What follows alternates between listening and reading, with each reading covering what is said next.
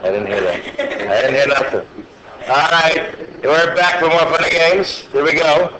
Now let's start with something we know. The topic being, of course, where did my topic go? I thought I had the topic. The topic being, of course. Why is this all taking all so long all day today? Topic being, of course. Oh, stupid Windows. Oh, come on, load. Load it. Load it. Yeah, I know, come on. Do it.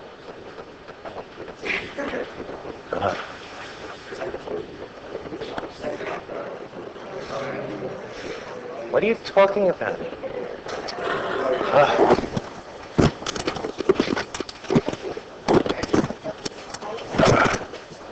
Stupid FTP client in Windows. There goes a wasted whole minute already of video. Yeah. Where is it? Why is this taking all day? It's the recording. Huh? Yes, it's recording. Recording a lot of nothing. Okay, anyway, today's topic, algebraic and trigonometric derivatives of higher order. Well, first let's do first derivatives, okay? Stu, start with what you know. How did we figure out the derivative of the sine? We did this already. You apply the definition of derivative. What is it? Go ahead. Limit as h goes to 0 of sine of x plus h minus sine of x all over h. Okay, and then we don't know how to FOIL this, but we do know how to expand it. It's sine of the first times cosine of the second plus cosine of the first times sine of the second. So let's write that. Limit as h goes to 0. Sine of the first times cosine of the second plus cosine of the first times sine of the second minus sine x. Right, this guy's still here. All over h. And then what do we do with that? We know this already. Sine x's can factor out. It's always some factoring stuff going on. Favorite F word, don't forget it. So take out sine x, and you're left with cosine h minus 1, cosine h minus 1 over h, plus cosine x times sine x. Wait, I wrote that wrong. That's an h. First, second, yeah. And sine h over h. There you go. And we did all kinds of tables to figure out this limit is what? 0 in this one? 1. And by the way, that's why the derivative of the cosine is the sine, right? But realize that if we didn't do that limit table using radians, this would not be 1. This would not even be 0. Well, I think this would still be 0. But this would be some god-awful constant. So you would have to memorize the derivative of the cosine is God knows what times the sine if you don't use radians. Do you want to do that? You don't want to do that. Okay, so that's why we don't do that. All right, so just reviewing, we know the derivative of the sine is what I do. 1 times the cosine is usually the cosine. All right. Can we do the same thing for the cosine? Yes. Let's do so. What if f of x is cosine? What's f prime? You know the answer, but do you know how to do it? Let's see. F prime is the limit as h goes to 0 of cosine of x plus h minus cosine of x, right? F of x plus h minus f of x. This is f, right? All over h. And then we know how to expand this to. It's the limit as h goes to 0 of cosine minus sine. That's the cosine of the sum of two angles, trig identity. That we know, don't we? Alrighty, we should. Minus cosine x all over h. Okay, now what factors out, if anything? Cosine x here, and the same stuff is up behind. Cosine h minus 1 over h, right? Just reviewing a little bit of what we know. Start easy. Cosine x times cosine h minus 1 over h. Right, so that's this term and this term factoring out the cosine. What's left is this, minus sine x. I did it again. Didn't I do that last time? There's an h here. Sine h over h. And again, this limit is 1 as h goes to 0 in radians, and this limit is 0 as h goes to 0 in radians. So the result is negative sine x, which you knew. The derivative of the cosine is negative sine x. Alrighty. Now, that was the easy part. Well, actually, this isn't too bad either. What if f is tangent? What's f prime? Do you know? Any ideas? Yeah? Do you know?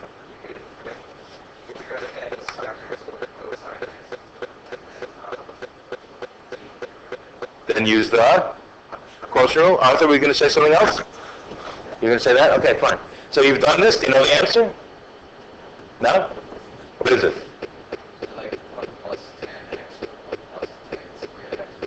1 plus tan squared x. Yeah. Oh, we'll find out, won't we? Now, the hard way would be limit as h goes to 0 of tan x plus h, right? And minus tan, and that's a mess. Or sine of x plus h over cosine of x plus h minus, that's a mess. Just use the quotient rule. So f prime is going to be, based on the fact that this is the quotient of sine over cosine, for the same angle, right? It's going to be, okay, quotient rule, go for it. Low, right? D high is cosine. Okay, so low D high, what else? Minus high, what's D low now? Negative sine x.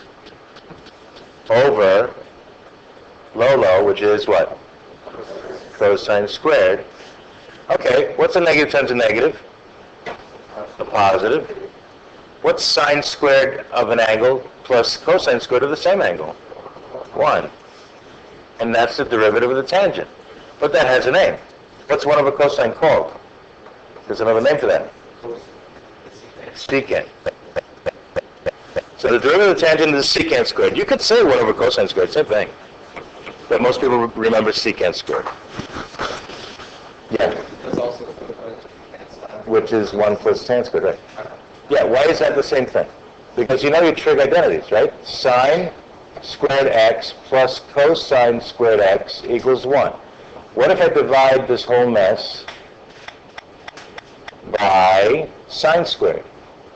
Then I get sine squared over sine squared is 1 plus cosine squared over sine squared. What's cosine over sine? Cotangent. Cotangent squared. And 1 over cosine squared is cosecant. Alright, now, what if I do the same thing, but I divide everybody through by cosine squared? What's sine squared over cosine squared? Tangent squared. What's cosine squared over cosine squared? 1. What's 1 over cosine squared? Secant squared. So yeah, you can say the derivative of the tangent is the secant squared or 1 plus tan squared. Same thing. Right? These are 3 different forms of the Pythagorean trig identity. The basis of all you do in trig.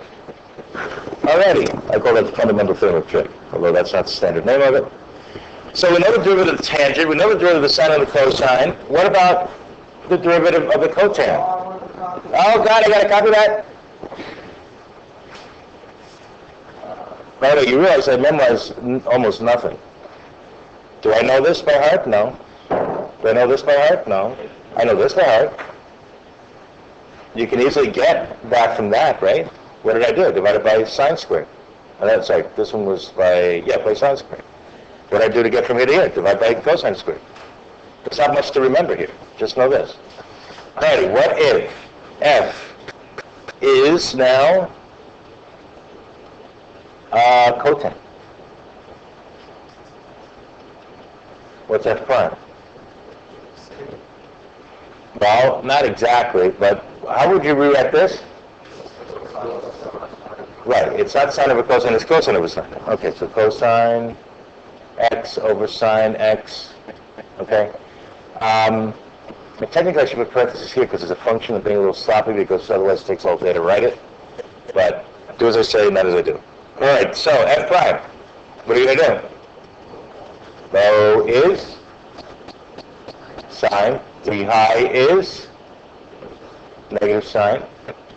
Okay, low, the high, what else?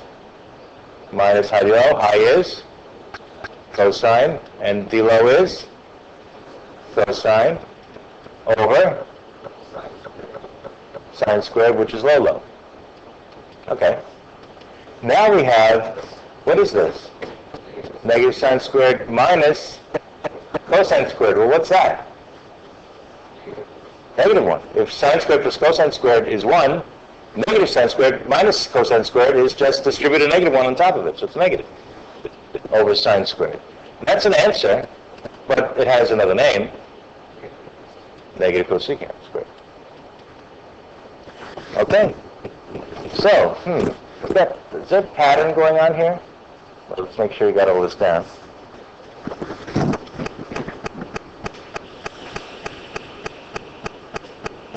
Got all this down?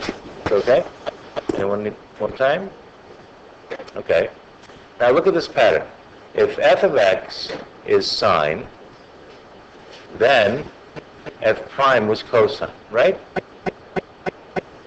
If f is cosine, then f prime was what? Negative the sine. If f is tangent, then f prime is what? We figured it out today. What is it? Secant squared. And if f is cotan, you get negative cosecant squared. Is there a pattern going on here? If I know the derivative of the sine is the cosine, the derivative of the cofunction is the opposite of the, how am I going to say this? The derivative of the cofunction. See, sine and cosine, tan and cotan, they're called cofunctions. That's what the co comes from. Right? So the derivative of a cofunction is the opposite of the cofunction of its derivative. Right? So what's the cofunction of cosine? It's sine. This was positive. Now we got negative. See the pattern? Look, do it again. If I know the derivative of tan is secant squared, I know the derivative of the cotan is negative secant squared without doing anything. Because that's the cofunction of tan, that's the cofunction of secant, and we have an opposite here. Do you see what I'm saying? You have to memorize all 4 rules. You don't have to memorize nothing. You can derive them all from basic principles whenever you need them, like they just did. But if you want to memorize something, I'd remember this and I'd remember this. And then remember the duality of this pattern. That's called a duality. Okay? No? Do you see it? If you know the derivative of the tangent, you know the derivative of its cofunction. If you know the derivative of the sine, you know the derivative of its cofunction. It's just the cofunction of that derivative, change the sign. Cofunction of that derivative, change the sign. Secant, cosecant. Cosine, sine. They're cofunctions, right? You see it? All right. Let's do some more. What if, let's see. What if I want f to be secant? What's f prime?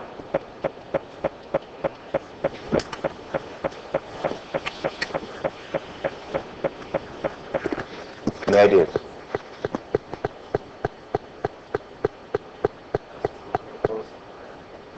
That's 1 over cosine, okay.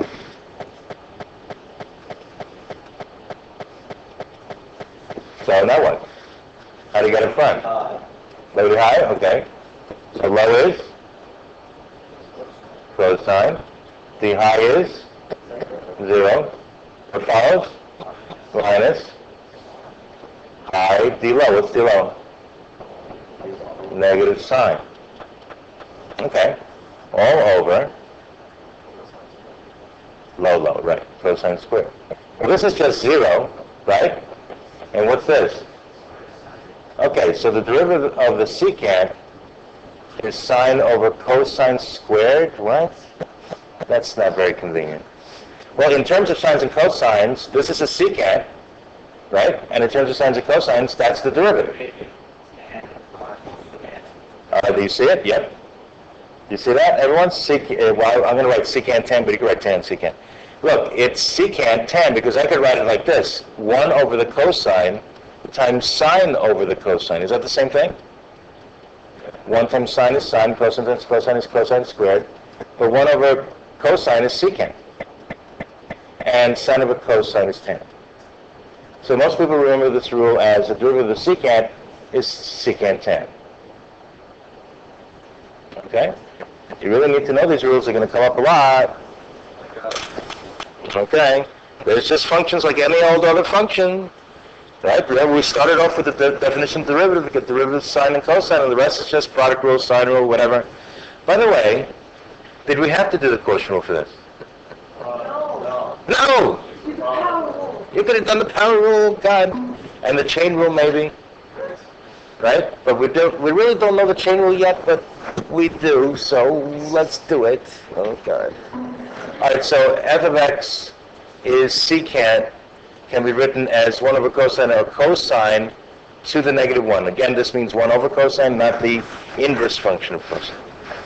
So according to the power rule and the chain rule, how do you get f prime?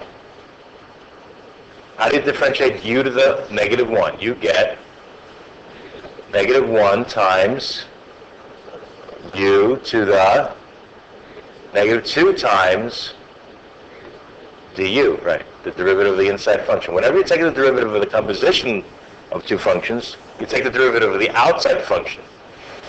U to the n is n u to the n minus 1 times the derivative of the inside function, negative sign.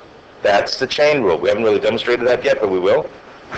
All right, well, is that the same answer? Well, yeah, because a negative times a negative is usually positive, and a negative exponent means you're in the denominator, and we just got the same thing, didn't we?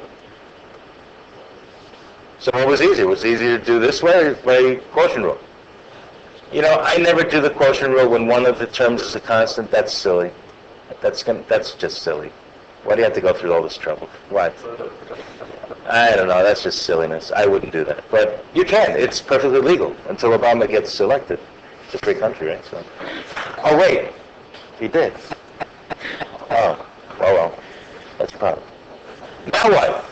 Well, if we know that the derivative, if f is secant, then the derivative is secant tan. Do you know the derivative of cosecant? Yes. What's the duality argument here? F prime would be what? Mary?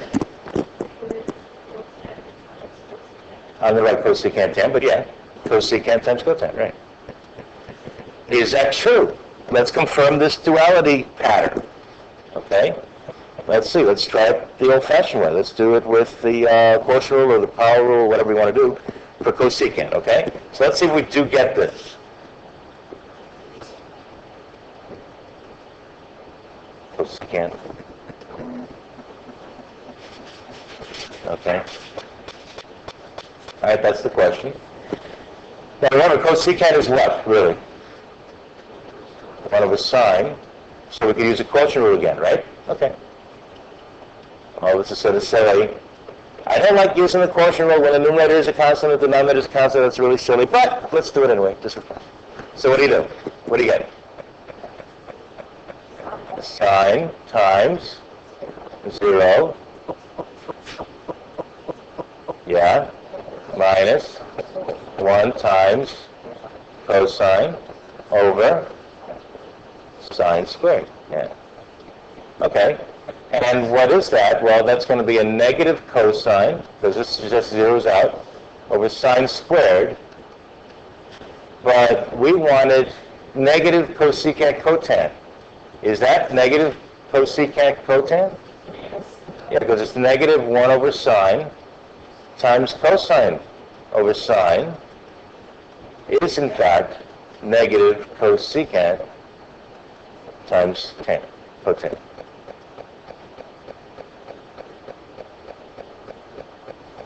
Okay? Amazing how it works. Phenomenal cosmic power. Okay. Well, Well, what if we did it the other way, with the chain rule and the power rule, all that kind of stuff? Whoops, did I go too fast? Everyone got that? Yeah. My mom said I should be a doctor. I wonder why. Yeah. Can you read that stuff? Oh, God. Okay, I gotta write slower on this thing, too. This is tough. Ask Daniel. That's why he's out. He hurt his wrist doing this. Anyway, so what if f of x is cosecant, but now we write it as what? Sine x to the -1. Cosecant is 1 over sine. Didn't we say that? We did. Okay. So, what's f prime? That's the question. We already know the answer 10 times already, but whatever. F prime. So, what do you write? What should we get? -1 times sine of x to the -2 times cosine. Well, does that look familiar? Negative cosine in the numerator over sine squared in the... Yeah, that's good. Sine squared x in the denominator, which is again -1 over sine times cosine over sine, is negative cosecant x times cotan x. Okay, there you go, done. So was that so terrible? Yeah, well, Well, not really. What? What's terrible about it? Oh, it's sines and cosines. I'm scared. Shut up. I hate freaking Windows. Okay. What's so scary? Why? Okay, let's do it again. Let's summarize this. If f is sine, then That's f... going to be on the test. That's really hard, so we can not do it. You gotta start slow. F prime is what? Cosine. That was tough. If f is cosine, then f prime is negative sine by the duality principle. Okay. For trigonometric derivatives. And antiderivatives when we get there. If f is tan, f prime is secant squared. If f is cotan, you get negative cosecant squared. Alright? If f is secant, then you get f prime is a secant times a tan. And if f is the cosecant, then f prime is that so terrible? And if you must memorize, do this one, do this one, do this one. The rest are duals. Alrighty. Now, what is this thing about high-order derivatives? Well, that just means, do you know how to get f double prime, f triple prime? If you know how to do f prime, you know how to do f double prime. How? Do it again. What's that? What's that group? With Fergie, what's that group? Black Eyed Peas, right? What's that song? Just do it. Just do it. Just do it again. Do it again. Come on. All right, we got to do a YouTube on this. All right. Now, by the way, last year, remember I told you about extra credit if you want to boost your grade at the end of the quarter? Your grade is like squeaky, and you want to boost it. Well, last year, usually to get 5 points on your quarter average, you have to do 5 current event articles, blah, blah, blah, right? But last year I said you can get all 5 points in one shot if you make your own YouTube video about calculus. Okay? And it could be in a group of like 4 people. They could all get 5 points. What? They were a little cheesy. I don't want to show them. Yeah. That was our first trial at it last year. It was sort of weird. Hey? There were a number of people. Who did it? No, that would have been worse. Those kids get to our class. Bring it to us. Oh, did they really? You remember Samantha Kendrick? Do you know Samantha Kendrick? She did one with her cousin or something. Actually, she did 2 of them. She did one with somebody else in the class. I They did something in Spanish? Okay. Who else? I can't remember that. They were a little cheesy. I don't want to show them right now. But maybe you guys could do better. So think about it. That's up to you. Yeah, too cheesy. No, you can't get more cheesy than that, but that's okay. So, high order derivatives? Well, think of something like this. What if S of t is, does this sound familiar? I don't like the displacement function. Okay, what if S of t is, I don't know, 160 minus 20t minus 16t squared? Okay, what's S prime? Okay, that we Right, but what is it? Do it. Do the derivative with respect to t. This becomes 0, this becomes negative 20, and this becomes negative 32t. And then what's S double prime?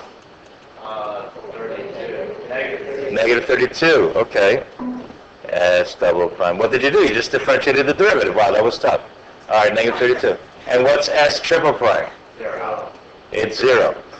If this is called the displacement, this is the velocity. Well, it's a scalar. There's no directions. I'm going to say speed, really, right? It's more like a speed. It's just the magnitude of the velocity vector. Well, I don't know. It does have a direction. If it's negative, yeah, I guess, all right, we'll call it a velocity. And then this is the acceleration, and that's the jerk. You know, there's a funny story about the jerk. Yeah. I'm gonna save it here because otherwise I'm gonna mess up next period's class.